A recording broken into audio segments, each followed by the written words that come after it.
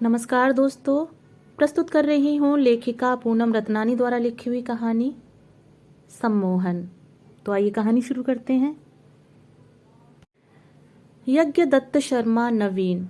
अब तक वे केवल यज्ञदत्त शर्मा थे। 70 साल की उम्र में नवीन उपनाम लगाने की क्या सूझी उन्हें? यह सवाल मेरे मन में उमड़ी उत्सुकता की सारी हदें पार कर गया। यज्ञदत्त जी से सीधा सवाल करना मुझे ठीक नहीं लगा, सो मैंने तारीफ का तीर फेंका। अरे वाह यज्ञदत्त जी, यह नवीन उपनाम तो बहुत सूट करता है आप पर। हमें भी तो हमराज बनाइए ना, बुढ़ापे में हमारे भी काम आएगा। सवाल का असर हुआ।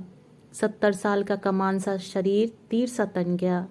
मोटे चश्मे के पीछे मुरझाई सी दो बूढ़ी आंखों में चमक आ गई, जैसी बच्चों की आंखों में होती है।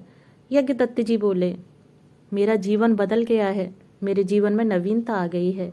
जब से मैंने बांसुरी बजानी शुरू की है, तब से मेरे परिवार के लोग मेरे पास आकर बैठने लगे हैं। मेरी बांसुरी की आवाज़ से सम्मोहित होने लगे हैं। मेरे बेटे, मेरी बहुएं, मेरे पोते पोतियां सब मुझे चाहने लगे हैं। इसलिए मैंने अपने नाम के आगे नवीन उपनाम लगा दिया है। सच पूछो तो अपनी जवानी के दिनों में यह मेरी दिली इच्छा थी, पर मौका ही नहीं मिला। सोचने की फुर्सत ही नहीं मिली। जवानी की चाहत बुढ़ापे में पूरी कर ली। यज्ञदत्त जी को मैं पिछले 12 सालों से जानती हूँ। हफ्ते में 2 बार मेरे दफ्तर आना उनका नियम सा बन गया था। दफ्तर में आते तो सबसे 2 मीठे बोल बोलते, सबसे हाथ मिलाते, हालचाल पूछते, फिर आकर मुझे अपनी राम कहानी सुनाते। पहली बार जब मिले थे तो नौकरी से हाल ही में रिटायर हुए थे। चुस्ती तंदुरुस्ती बरकरार थी। तब एक शौक उनके जीवन का पर्याय बना हुआ था। पेड़ों में आकृतियां तलाशते फिरते थे। पेड़ की शाखों, तनों और जड़ों में आकृतियां ढूंढने का यह शौक उनके जीवन की एकमात्र उपलब्धि था। उनका शयनगार किसी और को पहली नज़र में कबाड़ खाना नजर आ सकता था, पर यज्ञदत्त जी की नज़र में वह उनके जीवन की अमूल्य धरोहर था। उनकी इस धरोहर में शामिल थी गिरगिट के आकार की एक जड़, शेर की मुखाकृति से मेल खाता एक तना, सांप सी लहराती एक शाखा, बुढ़ापे के उजाड़ को चिन्हित करता एक झुरमुट जो किसी पेड़ की जड़ थी, 12 सिंगा का मुंह और ऐसी लगभग 20 आकृतियां। यज्ञदत्त जी अपनी इस धरोहर को संवारते और तराशते भी रहते थे। आकार और आकृति के अनुरूप अपनी कल्पना से कभी कुछ जोड़ देते तो कभी कहीं से थोड़ा कुछ काट देते। कई दिनों की अथक मेहनत के बाद तैयार होती थी एक धरोहर। जैसे ही कोई आकृति तैयार होती, सीधे मेरे दफ्तर आते, अनुग्रह व आग्रह करने, धरोहर की फोटो खिंचवाते, एक लेख लिखवाते, पत्र पत्रिका में भेज देते।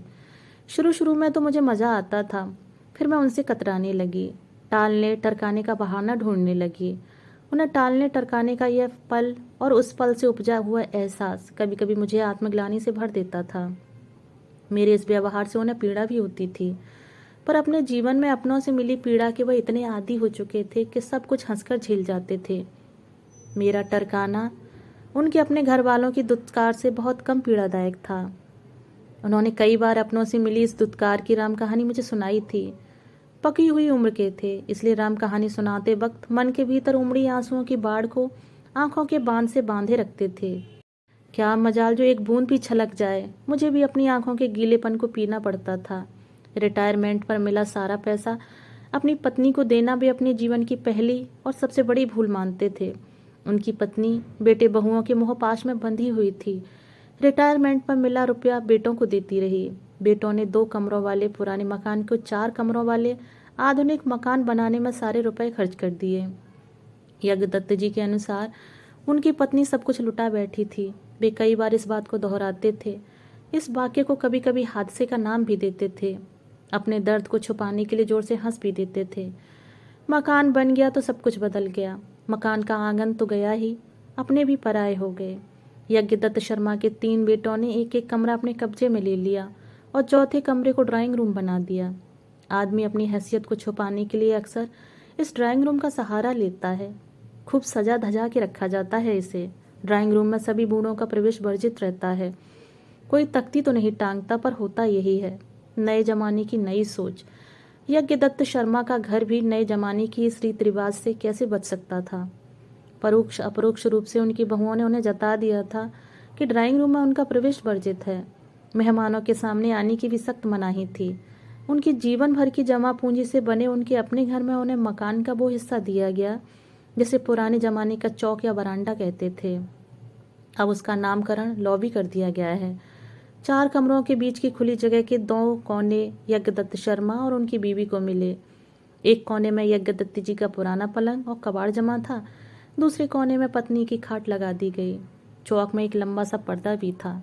मेहमानों के आने पर इस पर्दे को खींच दिया जाता था ताकि ड्राइंग रूम का रौब कम ना हो जाए। यह तो गनीमत है कि सरकार ने एक नियम बना दिया है, पेंशन अकाउंट जॉइंट अकाउंट नहीं हो सकता, वरना शायद ये 2 कोने और 2 वक्त का खाना भी नसीब न होता।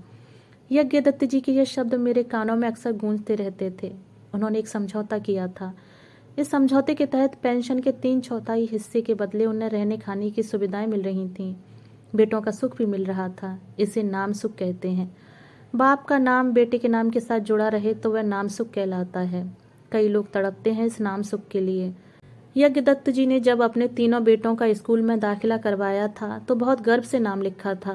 राजेश यज्ञदत्त शर्मा, विमल यज्ञदत्त शर्मा, कमल यज्ञदत्त शर्मा। उनकी रिटायरमेंट तक यही नाम चले, घर में भी और घर के बाहर लगी नेम प्लेट पर भी। नया मकान बना तो पुरानी नेम प्लेट फेंक दी गई और एक नई तख्ती टांग दी गई। इस तख्ती पर लिखा था कमल वाई शर्मा, विमल वाई शर्मा तथा राजेश वाई शर्मा। मन और एहसासों के साथ नाम भी छोटे हो गए थे।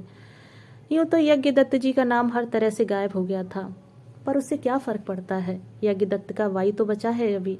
इसी वाई को जिंदा रखने के लिए दुआएं मांगी जाती हैं, मन्नतें मांगी जाती हैं। एक अदद बेटे की। यज्ञदत्त जी तो खुशनसीब थे, 3-3 वाई टंगे थे उनके घर के आगे।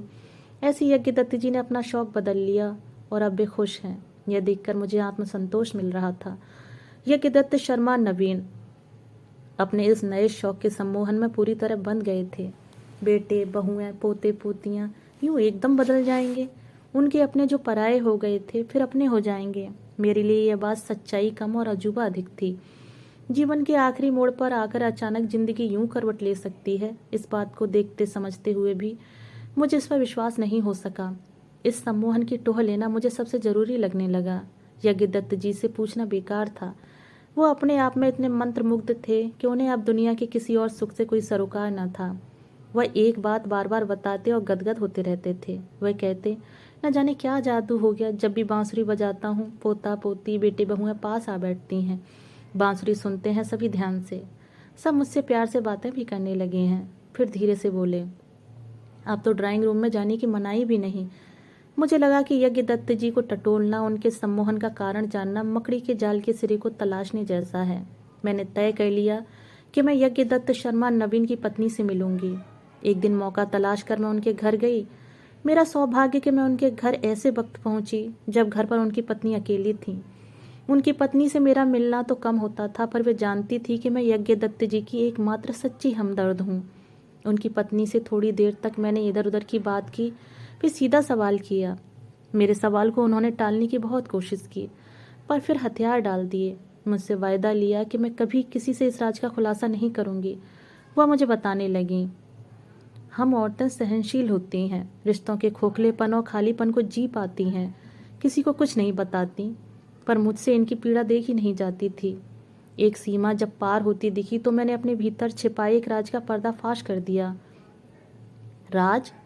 मैंने सवाल किया। हाँ राज।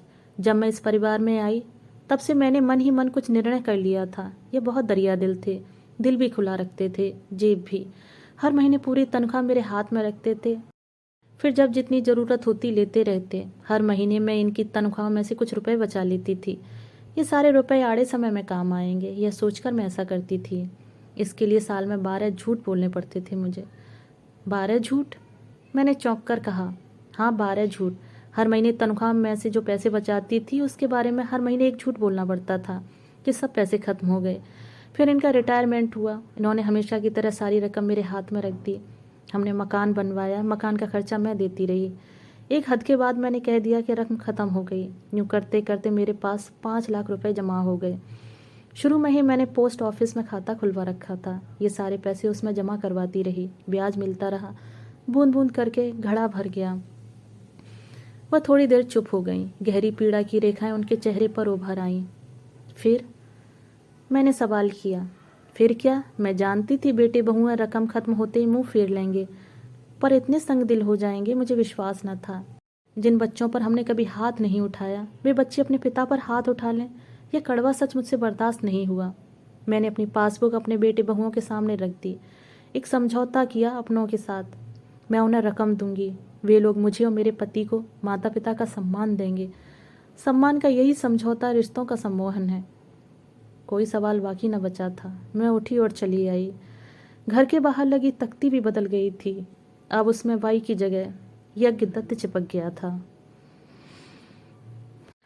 दोस्तों, अभी आप सुन रहे थे पूनम रत्नानी द्वारा लिखी हुई कहानी सम्मोहन। दोस्तों, कहानी पढ़ते पढ़ते मेरी आंखों में तो आंसू आ गए। आपको यह कहानी कैसी लगी? अपने सुझाव और विचार मुझे कमेंट बॉक्स में साझा ज़रूर कीजिएगा। धन्यवाद।